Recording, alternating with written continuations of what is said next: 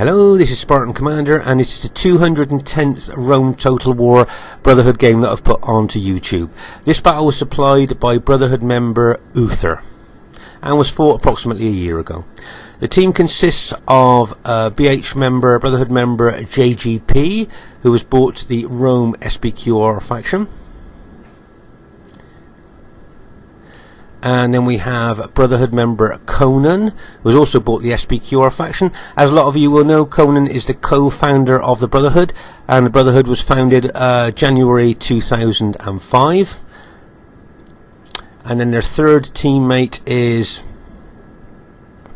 the supplier of the battle, Brotherhood member Uther, who has bought the Rome Julio faction. And also, as I said, he supplied the battle. So there's a lot of experience in this team. I know that Conan and Uther have been playing RTW since it first came out, nearly 13 years ago. So a lot of experience between those two, and I know JGP has been playing for a while too. Should be a good one for you to watch.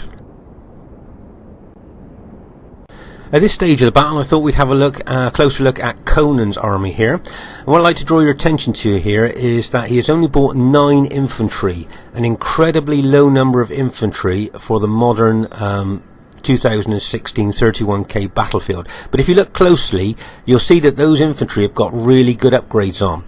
I think they've got something like 2 stripes, gold shield, gold attack, and I think some of them have just got 1 stripe, gold shield, gold attack. So those infantry are really well upgraded, but as I said, there's only 9 of them, which is really unusual. So it'll be interesting to see how well they do in the course of the battle. Also, you'll see that he's bought 5 archers here, which is very unusual, once again for the 31k battlefield, to bring 5 archers. And also he has bought 6 cavalry there, including the Roman cavalry general there.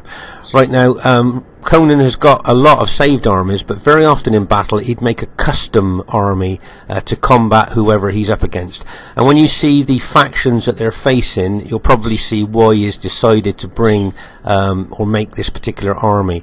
As I say, he's got the old school cavalry armor general there. Up to about 6, 7, 8 years ago, we used to bring the armored cavalry general as a normal thing to do, but it's actually changed now, as you know, to more of an infantry general.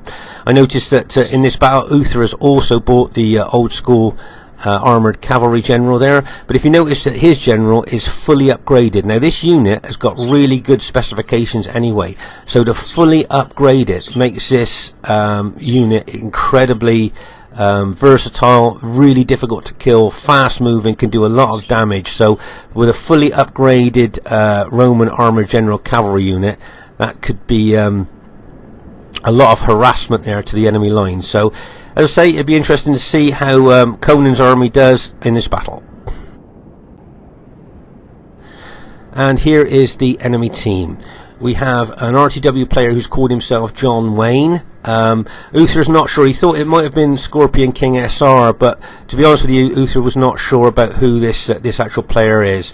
A lot of players, good players, come on to RTW and they change their names just for something a bit different there, so we're not exactly sure who that is there.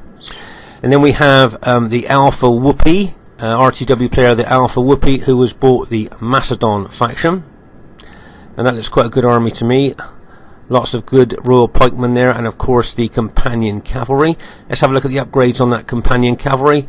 Right, can you see it's got 8 upgrades, so that's 2 experience stripes, gold attack, gold defense. So these cavalry have got good specifications anyway, and can you see they're sometimes called the Winged Horsemen because of the kind of wings on their helmets. But that Companion Cavalry is a tough cavalry unit anyway, so with those great upgrades they should be something to watch.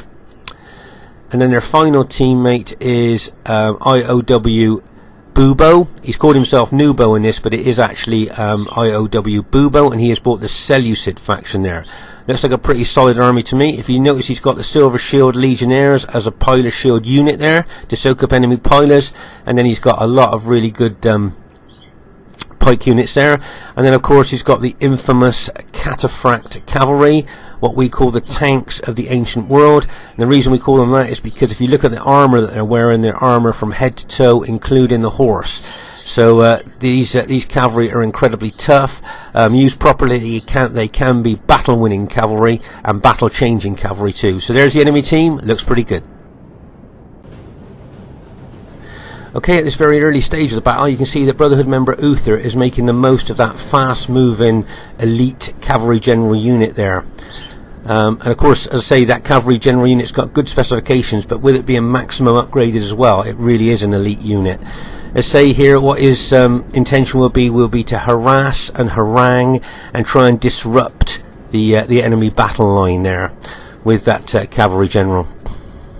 You notice he just stood there now. He's probably inviting Cretan archers to shoot arrows at him, because with the massive upgrades on that unit, they can fire arrows at him all day and they won't suffer any casualties. And of course, they'll be using up valuable arrows on a unit they can't hurt. So that's why he's probably stood that unit there, and also probably hoping that the enemy might send out some heavy cavalry, which he knows he can outrun with no problems at all. And if he can run them around the battlefield getting them exhausted, then that'll be even better for him there. But as I say, the Cretan archers here, as you can see, they're firing arrows onto him. He just stood his unit still there with all those upgrades. He knows it's not going to hurt. There you are. You can see the arrows coming in on that unit, almost like raining arrows on him. No casualties at all.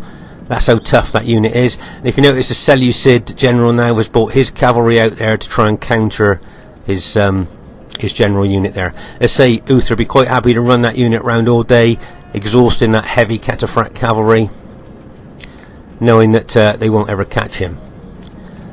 Okay, over on this other flank, over on the right flank here, you can see that Conan's SPQR archers there are starting, and JGP's archers there are starting to open fire on the Macedon and probably the Seleucid pikemen or archers there. You can see the Macedonian companion cavalry here are on this flank too, and if you notice, the Seleucid cavalry are chasing away as much as they can those SPQR archers there. So there's a general overview of the battle there. If you can see that Seleucid unit charging into those archer units there, driving them back.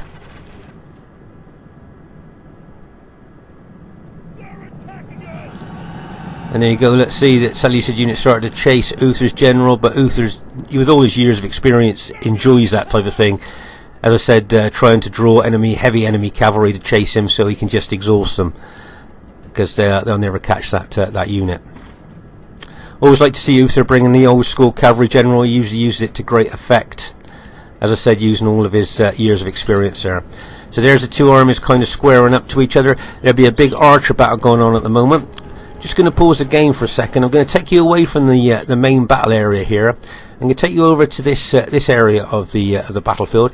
Now, if you notice, can you see all the dark area on the battlefield here? That's where there is long grass and you can hide units. Now, if you notice, Uther has hidden 5 units of Praetorian cavalry in this long grass, and it'll be interesting to see during the course of the battle if the enemy will forget about it. They know that he's got cavalry, but in that vast area of darkness there in all the long grass, they've got no idea where his cavalry is. And probably what he's hoping is they'll forget about his cavalry, so he may be able to pull them out of that hidden area at the right time. And from their point of view, probably as they concentrate on the battle more, they may well forget his cavalry. So it'll be interesting to see if that cavalry has any bearing on the battle as we continue. Over on the right flank here, you can see that Conan's army there, JGP's army there, is he got his archers forward of his infantry there, taking out the enemy archers. There you can see his auxiliary archers there. Roman archers have got good range and do quite a lot of damage, and always worth an investment against. Always worth bringing these archers against the factions that they're facing there.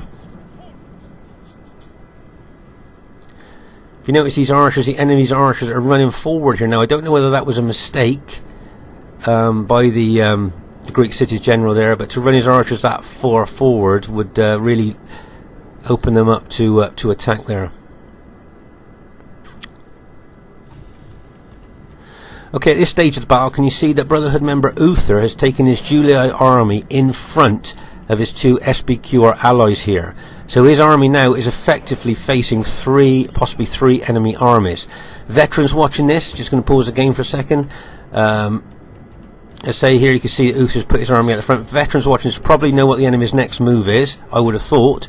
And that would be maybe to pin his forward units with the Seleucid pike units there, to pin him, to hold him still there. And then maybe the Macedon pikemen there will move round to his flank and attack Uther's flank there while he's being pinned with a Seleucid pikeman.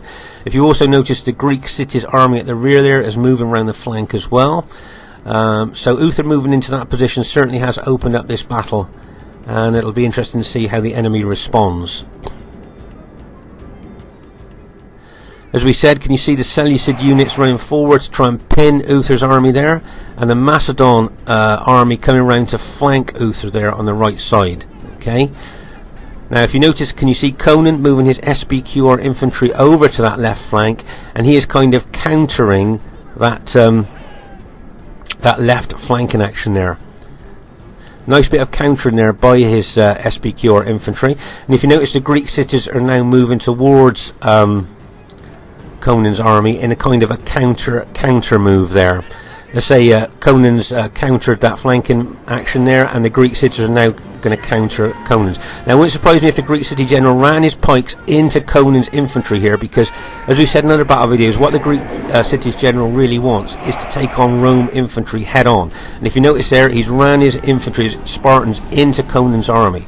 But if you notice, Conan, using his years of experience, knows this and has moved his infantry back. Right, I'd like to draw your attention there to Uther's cavalry that have come out of hiding now and are moving in behind the enemy troops. Let's just pause the game for a second here. Remember, Uther's cavalry were hidden in the long grass. He's now decided to pull them out of the grass. Now, have the enemy seen them? Now, I'm looking at the position of the enemy cavalry here, and they're not moving their cavalry over to that flank to counter Uther's cavalry.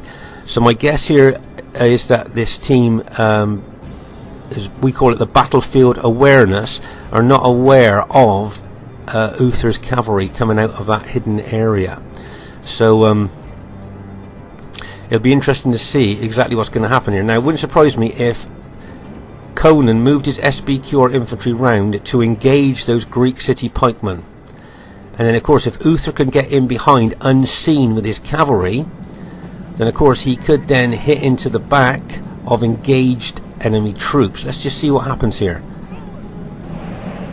Right, there you are. You can see Conan moving his infantry up to attack. Can you see that Conan's brought his cavalry up to the flank as well here? Right, let's just pause the game for a second. So as you see here, what Conan would do will pin that Greek cities with his infantry. Can you see Uther sending over some more infantry as well? He's got his cavalry out to the flank, and he knows Uther's cavalry is in behind those Greek city units.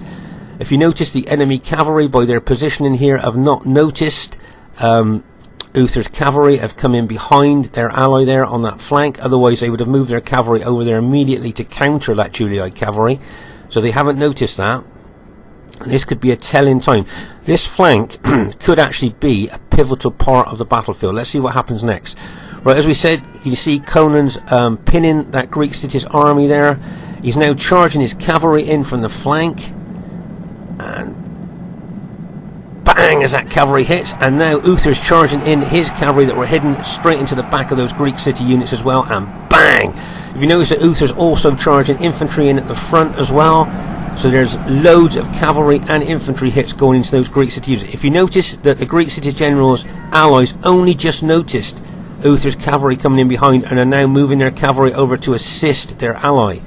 But if you look here, you can see that that attack, that combination attack by Uther and Conan, has cost the Greek city general loads and loads of units there. Can you see how many are routing? So you can actually see there, that was a great combination attack by Uther and Conan. Let's just pause the game for a second. What we refer to in the Brotherhood is battlefield awareness, and this is where you've got an eye on the whole battlefield, so you would be able to spot, hopefully, if you saw cavalry coming out of a hiding place there, you would be able to get over there to stop them. As I say, we call it battlefield awareness. Unfortunately here, the enemy team didn't spot Uther's cavalry coming out of hiding there. That was a nice little ambush, deceptive move there by Uther. Nice little tactical move. Over here on the right flank, you can see that JGP, his troops are fresh. He's not engaging anybody at the moment, but I presume he's going to take his infantry round the flank of those Seleucid pikemen there, and put pressure on them. That's what I would think he would do on this right flank. As I said earlier, that absolute great attack by combination attack there by Conan and Uther, really great textbook stuff there, charging in from the flank, the rear, and pinning the front of those troops. Absolutely fantastic. Right, if you notice that Conan's charging his cavalry in again, he probably could sense the casualties and the disruption in that Greek city's army there, and he's charged his cavalry in again, hoping to take out more units, to rout out more units, to cause more casualties in those Greek city pike units. So he's actually really aggressively charged in with that cavalry there, and as I said, I should imagine he's causing a lot of casualties to those Greek city units, and of course the more casualties they suffer, the lower their morale. So nice little move there by Conan, very aggressive. Right, just pause the game for a second. If you notice there, Conan's brought a couple of units in behind the enemy there, but those couple of units are susceptible to that heavy cavalry in behind there as well. So it'll be interesting to see what the Seleucid general does. Let's say Uther's bringing over reinforcements there, Julii reinforcements to this flank as well to help out Conan. So you've got Julii and SBQR units moving here on this flank. As I say, great combination move. Right, did you see there that the Macedon general has just been killed? Okay, right, as we said earlier, can you see that Conan got some units in behind the enemy there, and those units were susceptible to Seleucid heavy cavalry attack, and both those units have now been routed and the Seleucid cavalry have attacked. I'm just going to pause the game here for a second. When you saw that Macedon general get killed, I think that Macedon cavalry general was killed by his own allies' pikes. Remember, friendly pikes kill friendly cavalry. And at this stage of the battle where it's getting a bit messy, you've got pike units with their pikes down fighting in all different directions. If you put your cavalry general in amongst your friendly pikes there, you're very likely to get your general killed. And I think from the quick look that I had there of when he got killed, it looked like his own Greek city's allies pikemen killed him there. So remember guys, when you play this, don't have your cavalry anywhere near your allies pikes when they're down, because friendly pikes kill friendly cavalry. And unfortunately I think that's just how the Macedon general was killed there. Right, can you see the Seleucid tank cavalry attacking both Conan's SBQR infantry and Uther's Julii cavalry there? If you notice, the enemy team are moving the Macedon and Seleucid pikemen round a lot now. My guess is that when you've got this many pikemen and you've got lots of Rome infantry moving around the battlefield, they may form some kind of defensive formation there.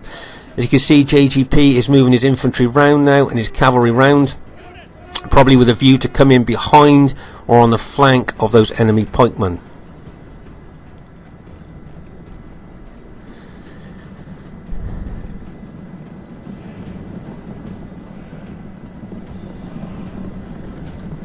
As I said, it wouldn't surprise me with all those pikes if they did kind of set up some kind of defensive box there to try and repel the Roman troops from attacking.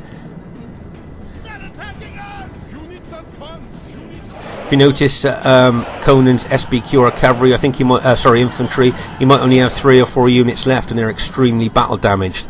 But that was from the aggressive attack he put in earlier. And don't forget, his archers are still firing mercilessly into those Macedon and Seleucid pikemen there. Probably been causing casualties to them all the way through the battle there.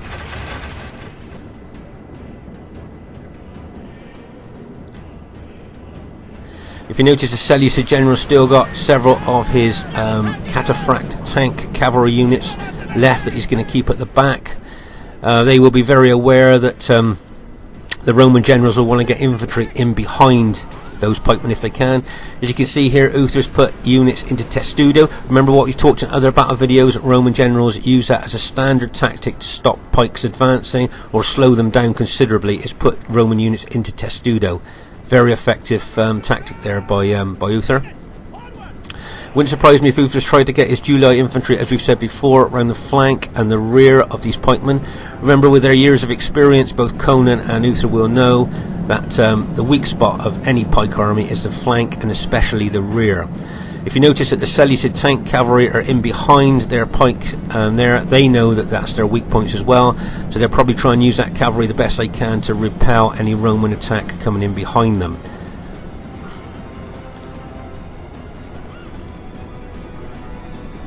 There you see if Uther's taking his infantry round there now, with a view to probably charge in if he can. Right, if you notice there, can you see Uther's charging in some of his battle damaged cavalry?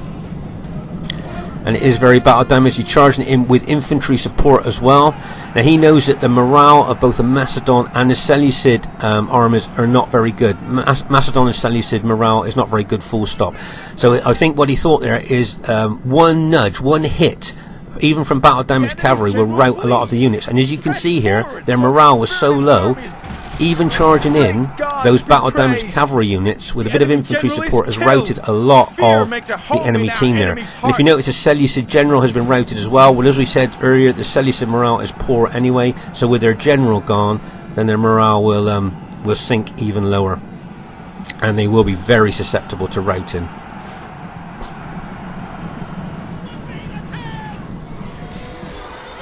Here's a close-up of Uther's army fighting the Seleucid pike unit there. You can see there's some Macedon pike units coming through. Right, can you see here that Conan's battle-damaged cavalry have broken through here on this right flank of the defensive box?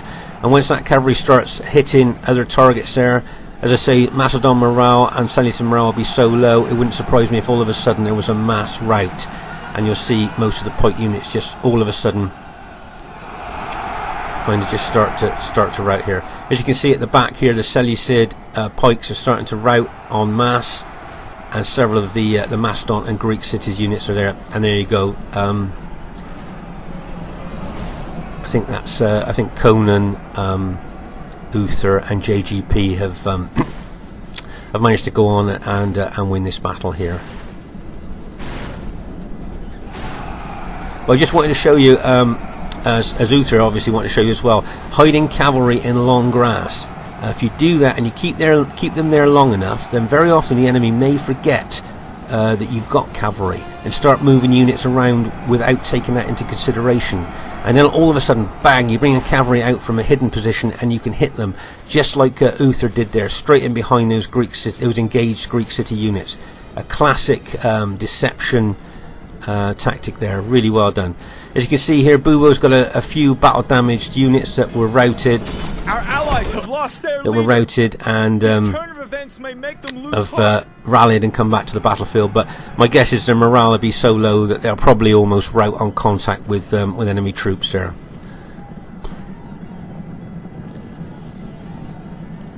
And as you can see, most of the I think there's one unit of Seleucid pikemen left. There you go, and that one's just routed. Well, I think that would be the last enemy unit on the battlefield there. You can see how intense the fighting was in this particular area. For a 3v3, that was very intense. Right, first thing I'd like to say is really well played to everybody in the game there. Some great moves, some great aggressive moves, some nice defensive move as well by the enemy team. First of all, I'd like to say it was a clear victory there. So really well done to Uther, Conan and JGP. And well done to John Wayne, the Alpha Puppy, and IOW Bubo. It's nice to see Seleucid, Macedon and Greek cities all in the same team. It's nice to see a mix-up of the factions, I think. If you notice here, Uther got very good kills there, 1,728. But if you look at Conan and JGP's kills as well, they're extremely good as well. I thought we'd just have a look at Uther's statistics here. And if you look at that Roman armour general, can you see he suffered 10 casualties, so he's still got 14 men left in that unit, and he's killed 179 people with that armoured general. And if you look at his infantry kills there as well, done very well. I know they were fighting big 120 man units, the Macedon and the Seleucid there, but still good kills there for Uther there. Some nice tactical moves by Conan and Uther there. And well done to JGP, kept his troops fresh till the end of the battle and then charged them in, and that could have made a bit of a difference there. So as I said, really well done to both teams. If you've enjoyed this, please subscribe to our channel. Always nice to get new subscribers. This is Spartan Commander saying bye for now. See you soon.